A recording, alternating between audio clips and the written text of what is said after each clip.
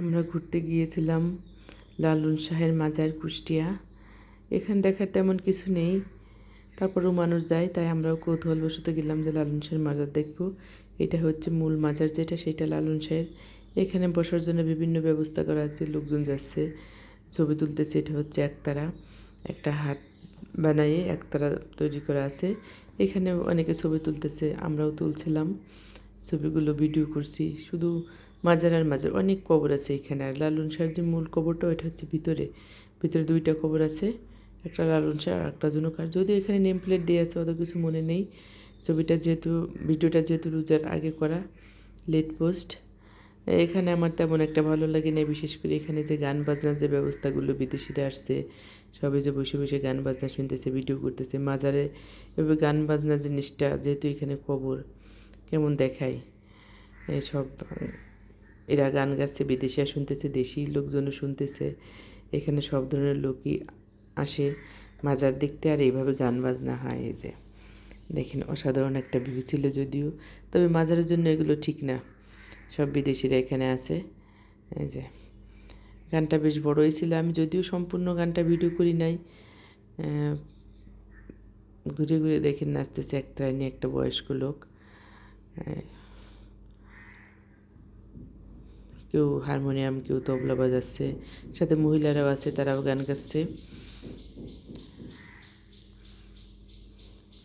আমার মৃত্তিকা খুব মনোযোগ সহকারে গান দেখতেছে। সে দেখেন, সে বিদেশিদের সাথে বসে বসে গান দেখতেছে খুব মনোযোগ দিয়ে।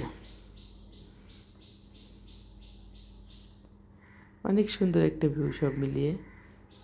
সে গান দেখায় খুব ব্যস্ত, আমি ডাকতেছি কিন্তু সে কোনো সাড়া দিচ্ছে না, সে গানই দেখতে আছে খুব মনোযোগ দিয়ে। একতারা দিয়ে গান। আমি যদিও মাজারে এই প্রথম গান দেখলাম, এর আগেও কয়েক মাজারে গেছি, কিন্তু এইভাবে গান বাজনা দেখি নাই।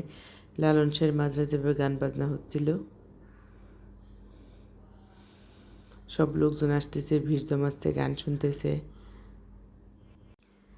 যদিও এরা গান বেশি সময় গায় নাই, দুইটা গান সম্ভবত গেয়েছিল। এখন গান শেষ, সবাই যার যার মতো ঘুরতেছে, সব গান শোনা শেষ করে বের হয়ে আসছে।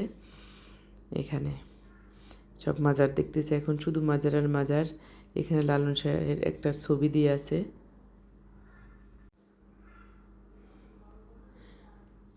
দেখেন, এই মাজারটা হচ্ছে একদম ভিতরে, যে আলো দেখা যাচ্ছে ওইখানে।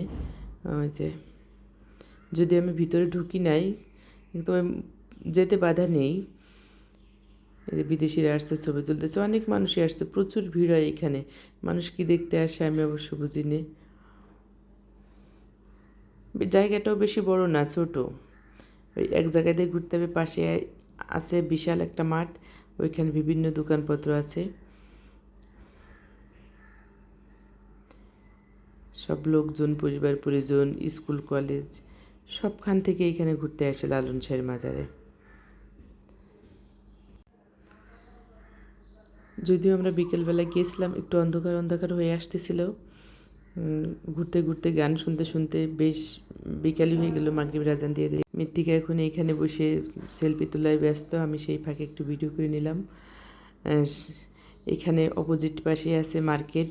এখানে বিভিন্ন ধরনের জিনিসপত্র, বাচ্চাদের খেলনা থেকে শুরু করে গান বাজনার সব কিছুই পাওয়া যায়। তিলে খাজা, কুষ্টিয়ার বিখ্যাত তিলে খাজা, মানে ভ্রমণ স্থান বলতে, পিকনিক স্পট বলতে এখানে সবই পাওয়া। এখানে প্রাইস একটু বেশি যদিও মার্কেট থেকে, পিকনিক স্থান হওয়ার কারণে এখানে প্রাইস সব কিছুরই বেশি ছিল। তারপরে মানুষ এখান থেকে কিনতেছিল, কারণ উক্কা থেকে শুরু করে একতারা সব কিছু এখানে আপনি কিনতে পাবেন। হাঁড়ি পাতিল, মাটির, কাঠের, নানান রকম জিনিস এখানে পাওয়া যাচ্ছিল। মাশাল্লাহ, আমারও ভালো লেগেছিলো। আমিও এখান থেকে একতারা কিনেছি, অনেক কিছুই কেনাকাটা করছিলাম। যেহেতু এখানে আসছে, স্মৃতিস্বরূপ তো কিছু নিয়ে যেতে হবে। এখানে দেখা মানে গান বাজনার ক্ষেত্রে অনেক জিনিসই পাওয়া যায়, কাঠের, মাটির। এটা হচ্ছে মাটির দোকান। এখানে মাটির অনেক রকম জিনিসপত্র আছে। পুরাতন অনেক জিনিসপত্র আছে, যেমন খড়ম, আগের যুগে যেগুলো মানুষ পায় যেত। মাটির পাত্র, পানির পাত্র, হুক্কা, আয়না, চিরুনি, কাঠের সব রকমের, যেগুলোকে কী বলে আমি অবশ্য চিনিও না, সব কিছু জানিও না। মৃত্তিকার বাবা এখানে ভিডিও করায় ব্যস্ত, তারপর এখানে ভিডিও করতেছিল। দেখেন অসাধারণ অনেক জিনিসপত্র এখানে দেখা যায়, বেতের হুগলা দিয়ে তৈরি আছে এখানে, কাঠের চুড়ি, কাঠের আলনা, কাঠের